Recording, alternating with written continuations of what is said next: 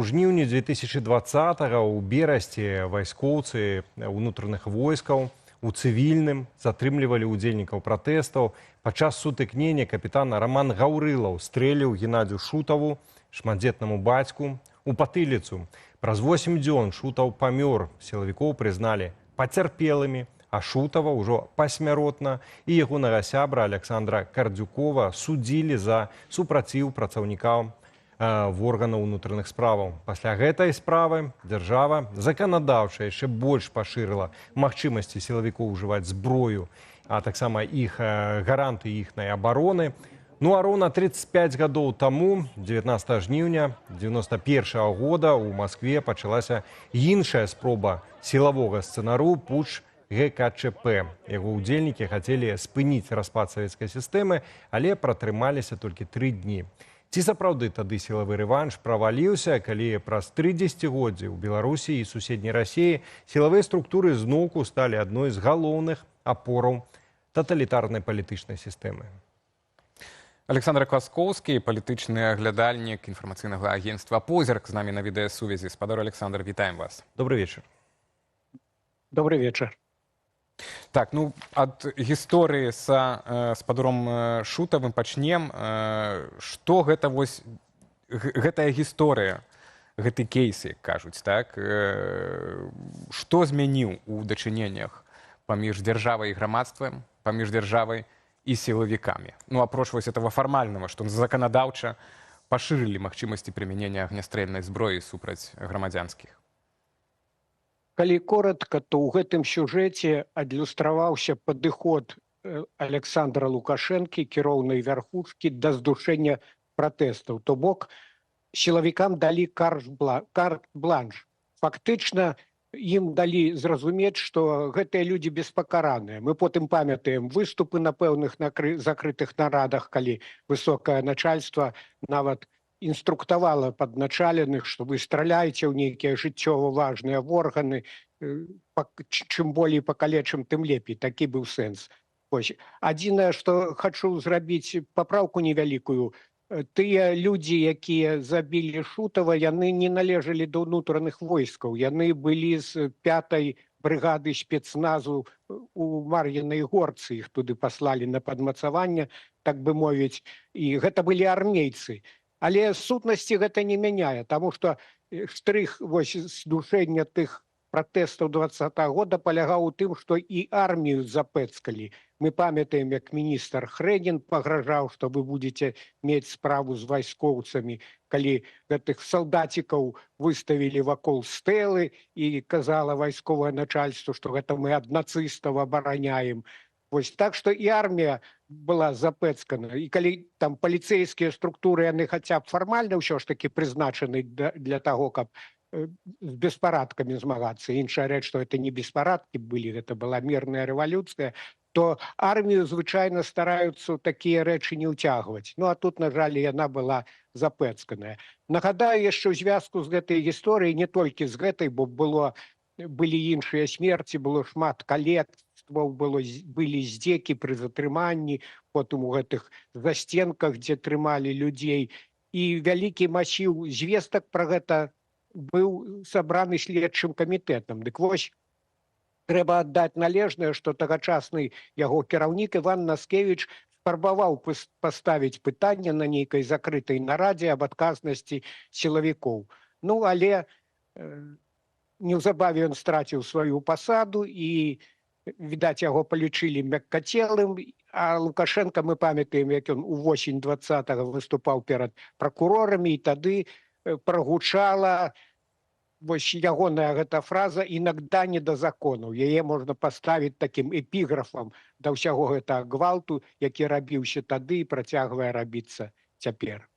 Спадар Александр, ну я такое яшчэ пытанне задам, яно можа эмацыйнае, так, агульнае, але можа з вашага адказу мы сапраўды зразумеем перспектыву, бо што павінна адбыцца з беларускай дзяржавай, каб сям'я Шутава, сем'і іншых загінулых ахвяраў дасягнулі справядлівасці ў сваім пытанні? Ну, бо гэта відавочна не то, што несправядлівасць, але і мы ведаем, што нават быў асуджаны сябар так, гэтага Шутава. Што павінна адбыцца, што павінна здарыцца? Ну, я не думаю, што гэта здарыцца неяк аднамомантна, так бы мовіць. Канешне, вось сярод праціўнікаў рэжыму частка з іх спадзяецца на нейкі хуткі, на новы рэвалюцыйны сцэнар, калі мы ўжо будзем, маўляў, дзейнічаць болей рашуча. Вось на белых джипах у нейкі момант, калі рэжым хутка абваліцца, уедзем, там у нас пад пахай закон аб люстрацыі, у валізцы яшчэ шмат прагрэсіўных законапраектаў, і мы будзем тут вырашаць, каго люстраваць, каго караць, каго мілаваць і гэтак далей. Баюся, што такі сцэнар не самы імаверны. Я не выключаю, што размякчэнне вось гэтай жорсткай аўтарытарнай сістэмы ў Беларусі найхутчэй, што пойдзе толькі пасля Лукашэнкі, і нядаўна вось было даследаванне Цэнтра новых ідэй, там пераважная большасць экспертаў схіляецца да таго, што гэта будзе наменклатурны варыянт перадачы ўлады. Іншая рэч, што новая наменклатура не настолькі запэцканая, не з такімі, можа, савецкімі мазгамі, яна паспрабуе знайсці кампрамісы з дэмакратычнай часткай грамадства, але гэты працэс дэмакратызацыі Беларусі ён можа расцягнуцца на некалькі электаральных цыклаў. І такога вось у адзін момант, што мы прыйшлі, дэмакраты усталявалі сваю ўладу, і тут вырашаем, хто быў вінаваты, хто не вінаваты, і гэтак далей. Будзе сапраўды доўгі працэс вось гэтага нацыянальнага дыялогу, і тое гэта я такі лепшы варыянт сцэнару малюю. І вось гэта таксама варта прадугледжваць, таму што часта і апазіцыйныя лідары, яны спрашчаюць, можа, гэту схему і сеюць ілюзіі. Хаця, канешне, справядлівасць мусіць усё ж такі быць рана ці позна устаноўленай і адносна Геннадзя Шутова, і яшчэ адносна тысяч іншых пацярпелых і загінулых, на жаль, падчас здушэння вось гэтай мірнай рэвалюцыі. Спадар Александр, калі разглядаем сцэнарыі, вось раней было даволі папулярна такое вось чаканне, што са зменай пакаленняў новыя прыйдуць, яны не такія савецкія будуць, хаця калі глядзіш на цяперашніх маладзейшых за ўсіх нас прысутных у этой размове мярзотнікаў, а яшчэ калі некалькі электаральных цыклаў, то яны пасівеюць, і на гэта спадзявацца не надта. Але глядзіце, ёсць яшчэ, прынамсі, адзін сцэнарый, які агушваецца як з боку рэжыму, гэтак і з боку часткі прадстаўнікоў дэмакратычнага лагеру. Гэта прапанова перагарнуць старонку. І калі вось мы разглядалі папярэднія сцэнары, іншыя, наколькі яны рэалістычныя, вось сцэнар перагарнуць старонку, на вашу думку, наколькі ён рэалістычны і як это ўвогуле можа выглядаць? Я думаю, што перагарнуць вось проста так старонку гэта немагчыма. Па-першае, на сённяшні дзень сама ўлада насуперак гэтым заклікам, яна не збіраецца перагортваць старонку, яна душыць тых, хто не згодны, яна катуе фактычна людзей у турмах, яна нават калі адбываюцца так званыя памілаванні, выкідае людзей за мяжу, дэпартуе, часта без дакументаў. Таму ніякага перагортвання старонкі тут няма і з боку рэжыма. Адзіны варыянт, як кажа Лукашенко, паўзіце на каленях, вось у эту камісію. Былая камісія шведа, цяпер не ведаю, чыя яна, але толку яе як ад казла малака. Таму гэта не варыянт і для ўладаў трыгерыць па-ранейшаму Лукашенку 20-й год. А гэта значыць, што і барацьба за дэмакратычныя перамены будзе таксама працягвацца і, так бы мовіць, складаць зброю у гэтым змаганні дэмакратычным сілам таксама не выпадае. Іншая рэч, што, канешне, усё гэта мусіць быць узважана, калі прыйдзе час перамен.